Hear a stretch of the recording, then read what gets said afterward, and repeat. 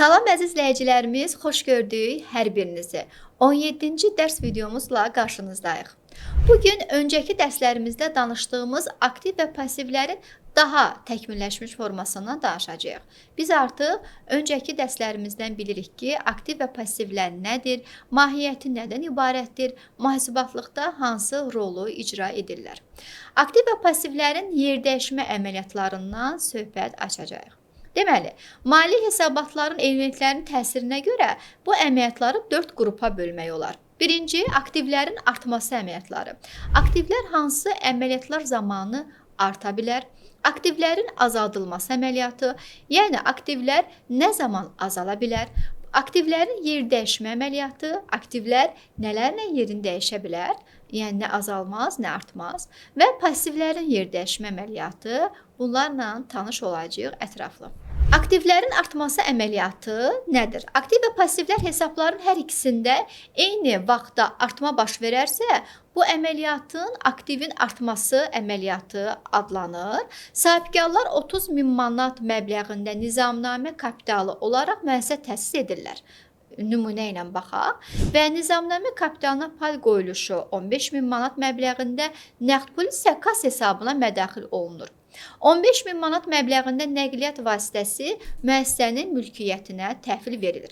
Gəlin əməliyyat jurnalımızda baxaq. Əməliyyat jurnalında öncəki dərslərimizdə müqabilləşmənin qurulması, əməliyyat jurnalının tərtibi dərsimizdə biz görmüşdük ki, nədir və necə hazırlanır.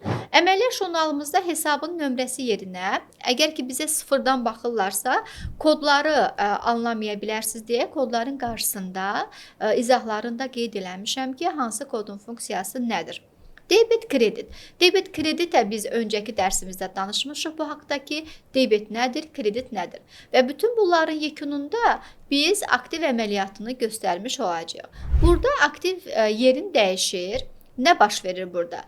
Deməli, nizamnamə kapitalı 30.000 manat şəklində 15.000 nəqd pul kimi, 15.000 isə nəqliyyat vasitəsi kimi bizə daxil olmuş oldu. Bu nə baş verdi? Aktivin artması prosesi oldu.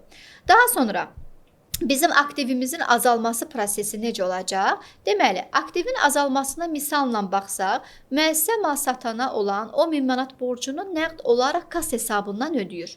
Deməli, burada nə baş verdi? Aktivimiz azaldı. Çünki bizdən pul çıxdı 10.000 manat. Kassa 221 kodu gördüyümüz kimi kreditdə azalacaq. Onun qarşısına məbləğ kreditdə yazılır və 531 mal satan və podratçı kreditor borcumuzu, biz ona olan borcumuzu verdik. Beləliklə, bizdə aktivin azalması əməliyyatı baş verdi. Bəs aktivlərin yer dəyişməsi nə deməkdir? Hansı halda yerin dəyişə bilər? Deməli, aktiv hesablardan birinin azalması və digər hesabın artması ilə nəticələn əməliyyata aktivlərin yer dəyişmə əməliyyatı deyilir. Müəssisə 15.000 manat dəyərində debitor borcunu kas hesabına mədaxil edir. Debitor borcu nədir?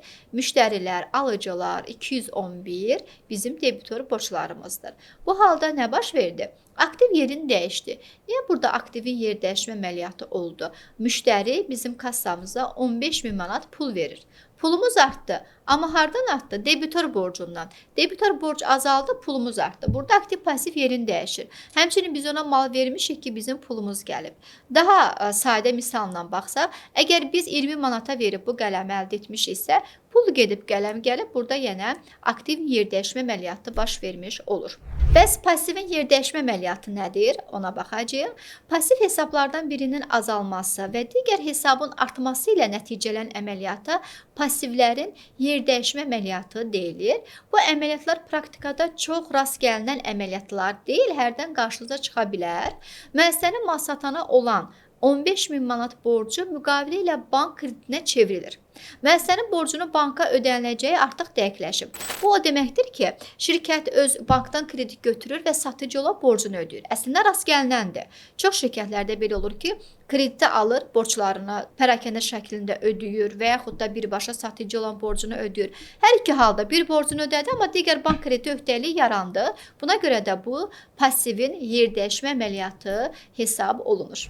Əziz dostlar, bugünlük bu qədər. Mövzu ilə bağlı əlavə sualınız, təklifiniz, fikriniz olarsa şərh bölməsinə yazmağı unutmayın. Videomuzu bəyənməyi, kanala abunə olmağı, dostlarınızla da paylaşmağı yadda saxlayın. Hələlik.